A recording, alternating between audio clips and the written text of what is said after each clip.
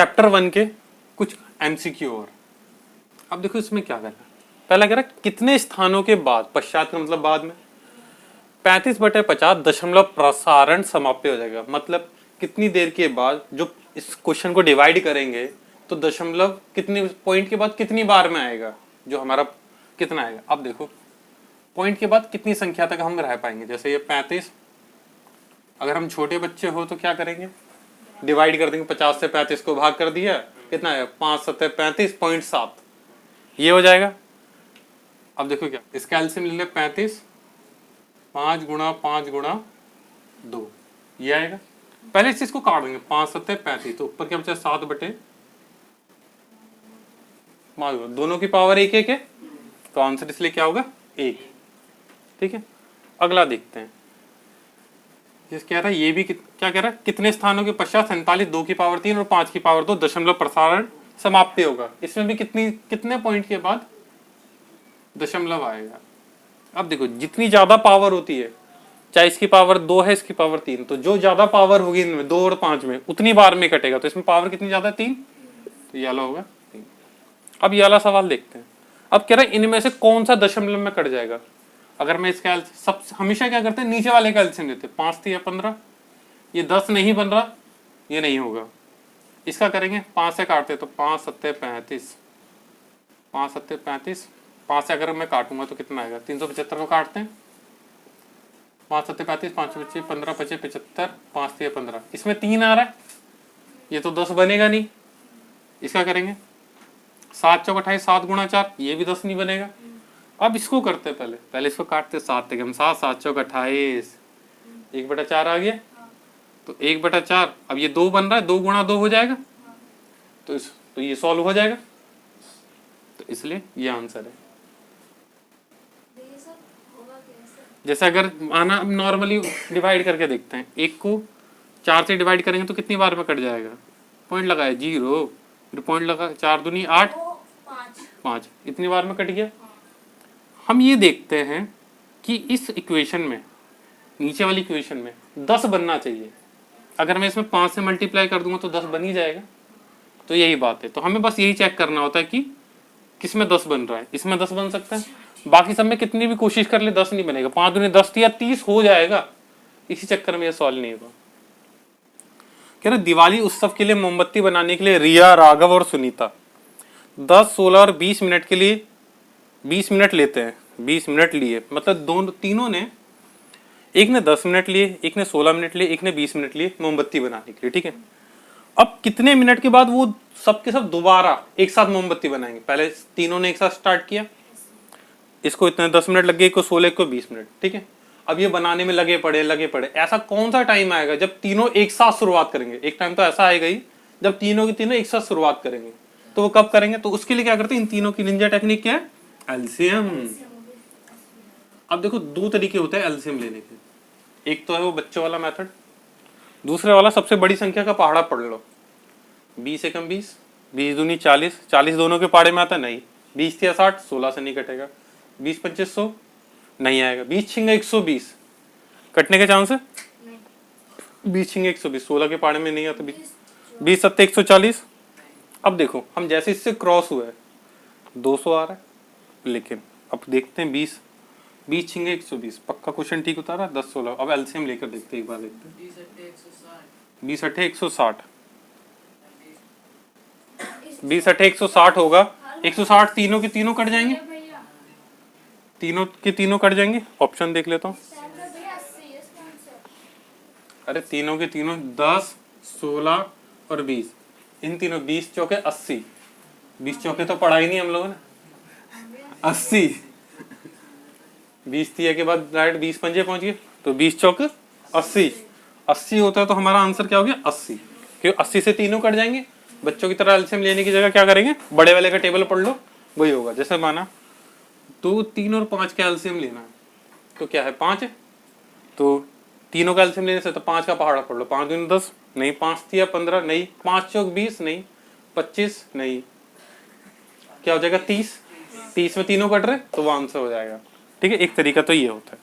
ठीक है, अब नेक्स्ट करते हैं 5वां क्वेश्चन। न्यूनतम संख्या ज्ञात कीजिए जो 15, 24 और 36 से विभाजित हो सके। एक तरीका तो यह है, इससे सबको भाग करके देखो, तीनों से पूरी तरीके से कट जाए। दूसरा तरीका क्या है, इन सबका एलसीएम ले लो, जो संख्या आएगी वही हमारा आंसर होगा। एलसीएम ले लिया। अब देखो 36 का पहाड़ा तो याद नहीं रहेगा, आधे से ज्यादा गलती कर देंगे हम लोग, तो इससे अच्छा एलसीएम ले लो। ठीक है, एलसीएम ले लेंगे, क्योंकि 36 का पहाड़ा याद करेंगे 72, 36 36 पंजे 180 ऐसे पढ़ते जाएंगे तो पगला जाएंगे।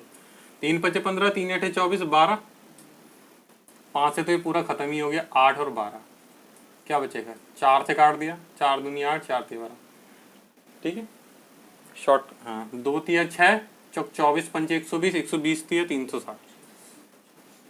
ठीक है, इतना पढ़ा तो याद है। आगे देखिए, निम्नलिखित में से कौन सा 74 29 के प्राइम गुणनफल का सही निरूपण है। प्राइम का मतलब होता है अभाज्य संख्या, कि इनमें से किस, इसका एलसीएम लेने के बाद क्या आएगा। अगर किताब में 1 पॉइंट कर रखी है, उसमें तो ये दिया हुआ क्वेश्चन है बाकायदा, सेकंड या थर्ड में से किसी एक का 1 पॉइंट, सेकंड या थर्ड में किसी एक क्वेश्चन का है। अब देखो 7 से 21, अब देखो क्या है, पीछे 9 आ रहा है ना। एक तरीका क्या करता है, अब देखो 3 7 21, 1 7 7, पीछे 9 नहीं आ रहा, ये कैंसिल, 1 7 7 ये कैंसिल, तो क्या बचा, 3 निम 27, 27 के पीछे 9 7 63, क्या आएगा 9 7 7 निम 63, फिर 3 3 9, पीछे 9 आ रहा है ना, यही हो गया आंसर। ठीक है, क्या दिक्कत। उसके आगे अब कह रहे 104 विद्यार्थी और 96 टीचर, इन सबको एक मीटिंग बुलाई गई और सबको लाइन से बैठाया गया, जैसे नॉर्मली बैठा जाता है। तो कितनी लाइनें लगेंगी हमारी, ऐसी क्वेश्चन पूछ रहा है, तो क्या निकालेंगे, एचसीएफ निकालेंगे। अब देखो समझ में ना आए एग्जाम में, एचसीएफ निकालना है, एलसीएम तो क्या करोगे। अगर आंसर छोटी संख्या में है तो एचसीएफ, बड़ी संख्या में तो एलसीएम। एक तरीका तो यही जुगाड़ है भाई, कंफ्यूज हो जाओगे करना क्या है। जिस हमेशा एलसीएम में बड़े आंसर आते हैं और एचसीएफ में छोटे आते हैं, इसमें तो छोटे छोटे, क्या करेंगे, एचसीएफ निकाल दो, खत्म।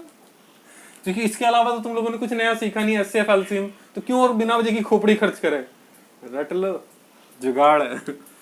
96 और 104, 96 एकम 96, कितना बचेगा 8, कितनी बार में कट जाएगा, 12 8 96 होता, 8 से कट जाएगा, आंसर हो गया। ठीक है, ये बात ध्यान मत रखना कि ये आया तो सवाल ऐसे करेंगे, बस देख लो छोटे में आंसर है, बड़े में आंसर है। लॉन्ग वाला होता तो उसमें हाँ सोचना पड़ता, कंसेप्ट लगाते, अभी छोड़ो ना, सबसे अच्छा जुगाड़ देखो, काट। अब अगला देखो क्या करें, ए तथा बी धनात्मक, धनात्मक का मतलब पॉजिटिव, मतलब प्लस में, पूर्णांक का मतलब इंटीजर मतलब संख्या, प्लस की दो संख्या है। यदि ए बराबर बी क्यू प्लस आर है, फर्स्ट चैप्टर की शुरुआत इसी से की जाती है। पहले सबसे पहले एक बात बताते हैं, इसका मतलब क्या होता है, ए अंदर रखा गया, बी से इसको भाग किया गया, क्यू यहाँ आया और आर यहाँ बचा, इसका मतलब ये होता है। अब इसमें जुगाड़ क्या है, सबसे बड़ी कहानी क्या होती है, सब में आर आर दे रखा, तो आर की क्या कंडीशन होती है।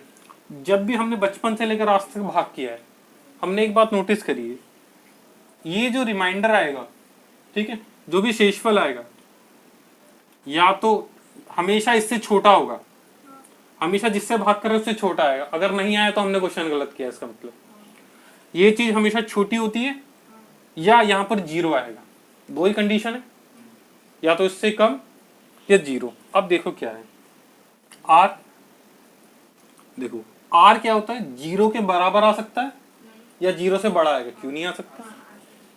अब देखो आर ये रहा, जीरो से बड़ा है, जिधर की तरफ मुंह खुला वो बड़ा, और उसके बराबर बराबर भी आ सकता है, इसलिए बराबर, लेकिन हमेशा उससे छोटा ही आएगा बी से, जिससे भाग करते हैं हमेशा शेषफल उससे छोटा ही आना चाहिए। जैसे मान के चलो 4 से 9 को भाग किया, 4 दूनी 8 1, ये जो शेषफल बचा है हमेशा इस वाली संख्या से कम ही आना चाहिए, अगर कम नहीं आया तो हमने गलत किया है। या हो सकता है यहाँ 8 कर देता तो यहाँ 0 बचता, या तो 0 आएगा या 0 से बड़ा आएगा, तो 0 या 0 से बड़ा, लेकिन हमेशा छोटा किससे होगा, बी से, तो ये वाला ऑप्शन है, इसलिए हर बार आंसर बी नहीं होता। करेक्ट। किसी कैंटीन में कोक के 156 कार्टून है, पेप्सी के 150 कार्टन है, हमें इन दोनों का ना चट्टा लगाना है। चट्टा लगाना मतलब जैसे नॉर्मली ईंटों के चट्टे लगाए जाते हैं, एक के ऊपर एक रखना है। यदि प्रत्येक चट्टा समान ऊंचाई का हो और समान पेय के कार्टूनों को रखना है, अब ऐसा रखना है कि भाई दोनों जितने इसके कार्टून है, जैसे अगर इधर 3-3 करके रखा है, इधर 1-1 करके रखा है, तो कितने चट्टे बैठ पाएंगे।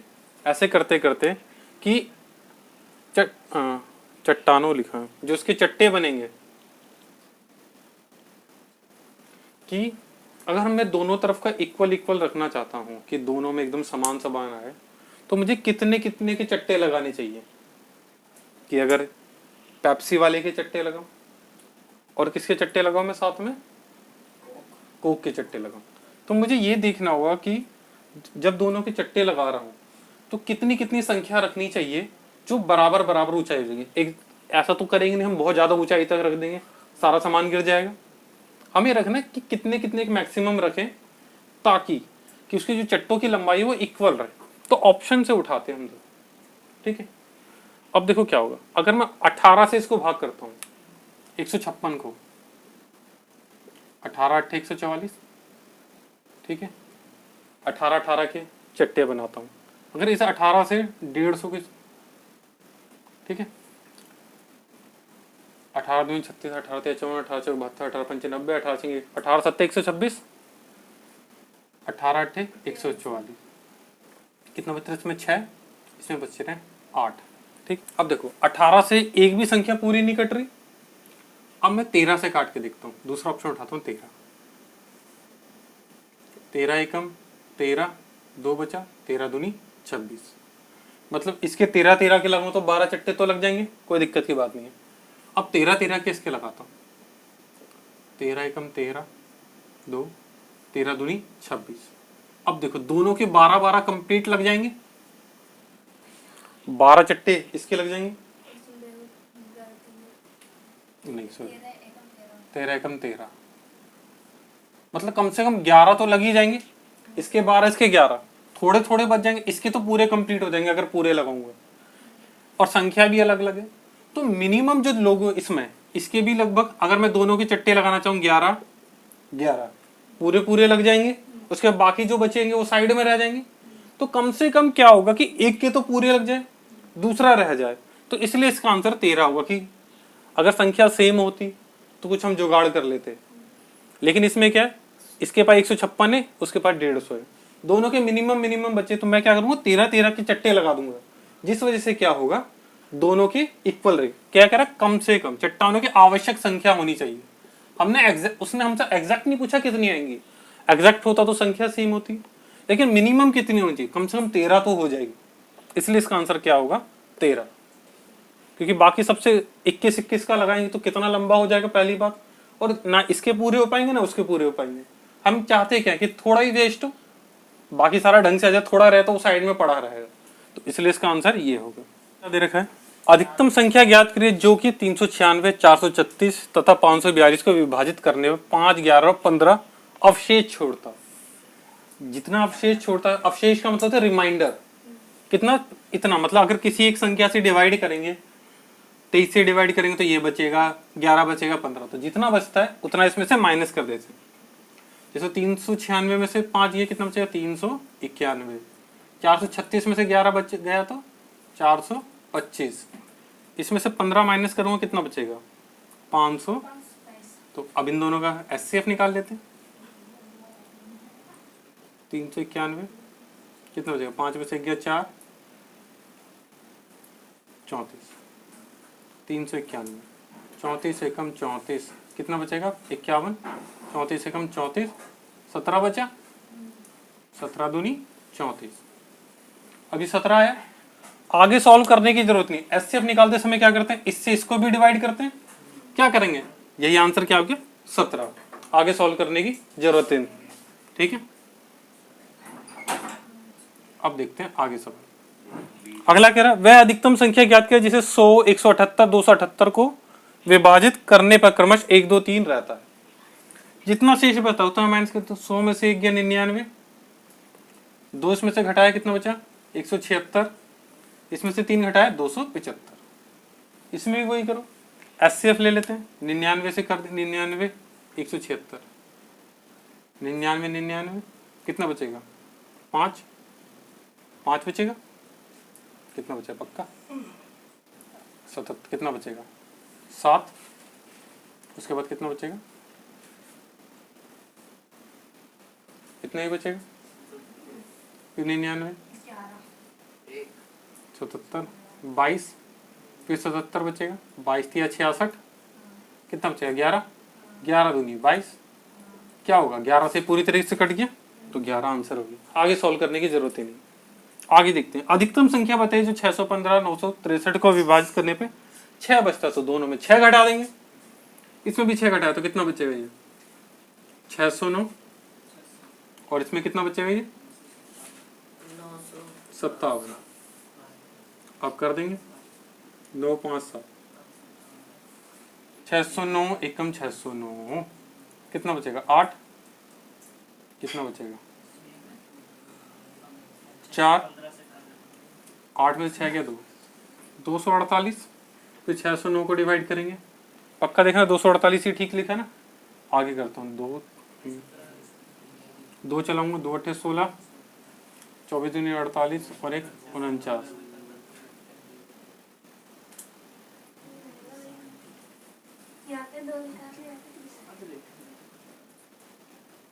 आठ में से 6 गया 2, हाँ यहाँ 3 बचेगा, यही है ना,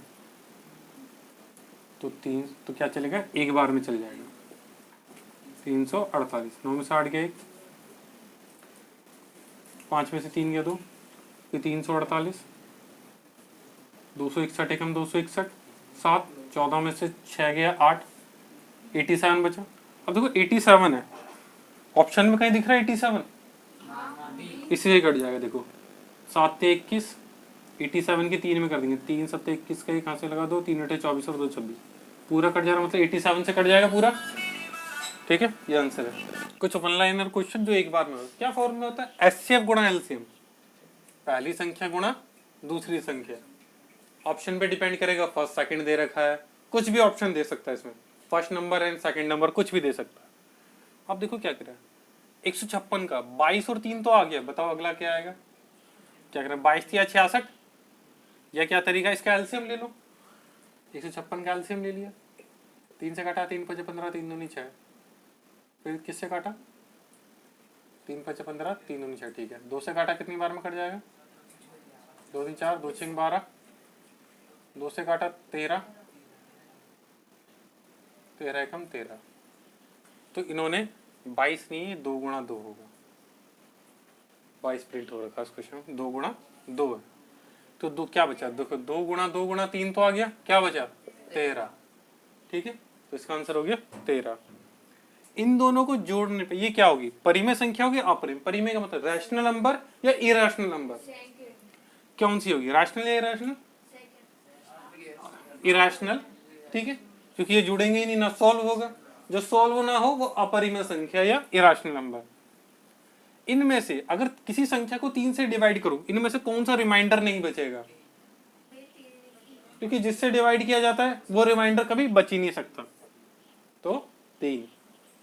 सबसे छोटी सम संख्या को इवन कहते हैं, और सबसे बड़ी विषम संख्या का ऑड।